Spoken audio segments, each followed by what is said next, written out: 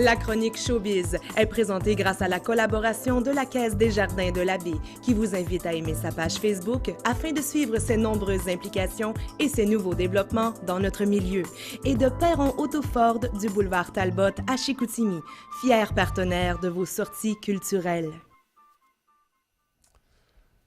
On rejoint notre spécialiste showbiz, Caroline Plouffe, pour nous parler des sorties à surveiller cette semaine.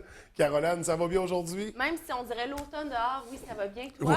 Oui, ça va très bien. Je trouve ça humide, moi, aujourd'hui. Oui, vraiment. Je trouve ça crevant comme température, mais c'est pas grave, on survit. Puis avec la fin de semaine qu'on a eue, on n'a pas à se plaindre. Exactement. Non plus. On va débuter avec une activité, en fait. C'est pas un spectacle, mais c'est un événement récurrent qu'on retrouve au sous-bois.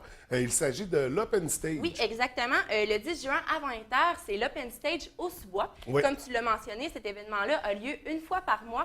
Il s'adresse aux artistes de tout genre. Donc, autant aux chanteurs qu'aux humoristes, que ceux qui adorent chanter sous la douche. Bref, ça s'annonce vraiment à tous les passionnés. Dès 20h, la scène sera ouverte pour toutes les personnes qui veulent faire découvrir leur talent. Oui. Et aussi, c'est une très bonne occasion de se faire des contacts dans le domaine artistique. Le temps accordé par personne ou par groupe est de 20 minutes. Et ce qui est génial, c'est que l'entrée est tout à fait gratuite. Donc, une belle soirée pas chère pour découvrir les futures vedettes de chez nous ou tout simplement pour se faire découvrir.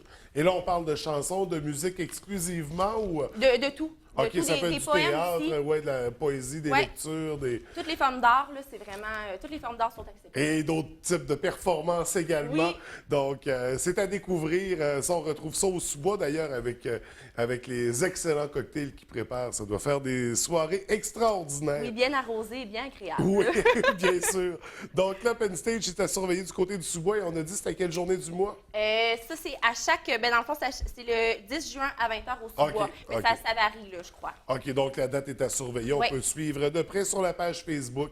On parle ce matin du spectacle d'Hugo Lapointe. Oui, toujours le 10 juin à 20h, Hugo Lapointe sera de passage au Vieux Théâtre de Oui. la Baie.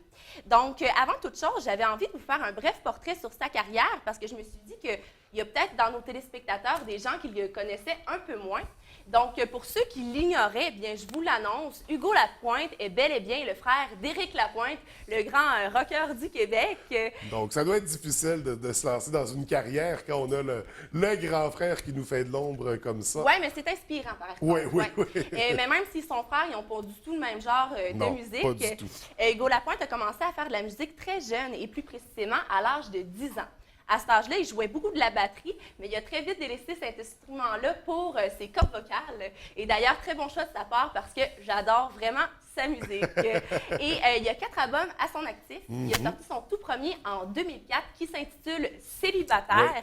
Et c'est un album folk et festif qui a eu un immense succès. La pièce Célibataire qui joue encore à la radio Oui, aujourd'hui. là. justement, cette chanson-là a eu non seulement un succès au Québec, mais aussi jusqu'en Europe. Wow. Donc, c'est vraiment la chanson qui l'a fait beaucoup connaître.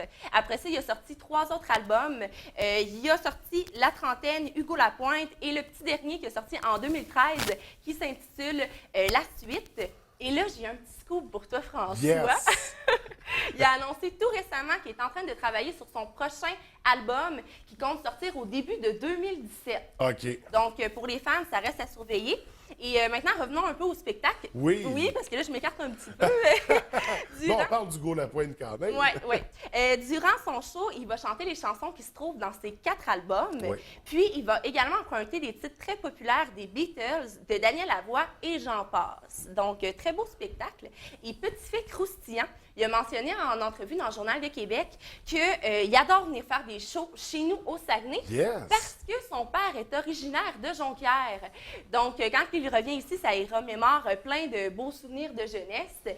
Et autre fait, attendez-vous à un show qui va brasser parce qu'il va souligner la fête de son guitariste qui s'appelle Patrice Gosselin et que ça fait 14 ans qu'il est dans l'équipe. Donc, OK. un spectacle qui va sans doute brasser. Il a aussi mentionné que son dernier show à la Baie a été mémorable. Donc, j'imagine que le scénario va sans doute se reproduire. Donc, un spectacle qui va brasser dans le camp, comme on dit. Un spectacle à surveiller quand et où? encore le 10 juin à 20h au Vieux Théâtre de l'Abbé. Oui, donc en fin de semaine, Hugo Lapointe, un incontournable. On parle également de ce festival, un festival très important, le festival Sidance. Tout à fait. C'est du 10 au 12 juin, donc le 10, va falloir faire des choix. Il y a plein de bels événements Oui. qui vont s'offrir à nous. Le festival Sidance est de retour pour une 8e année. Cette fois-ci, par contre, l'emplacement a changé. C'est rendu à l'aréna de l'UQAC. Oui, oui. Puis, le festival a deux principales missions. La première est de soutenir la lutte contre le sida, c'est pourquoi Sidance. Oui, oui. Et la deuxième est de permettre aux passionnés de la danse de mettre le feu sur place. Le spectacle comprend non seulement des spectacles, des compétitions et un gala bénéfice. Et en parlant de compétition, justement, les juges sont des danseurs ayant participé à une émission très populaire aux États-Unis qui se nomme So You Think You Can Dance et que vous connaissez sûrement sans doute. Cette année, le festival a plusieurs nouveautés. La première, c'est qu'il y a 2 fois plus de danseurs professionnels qu'auparavant.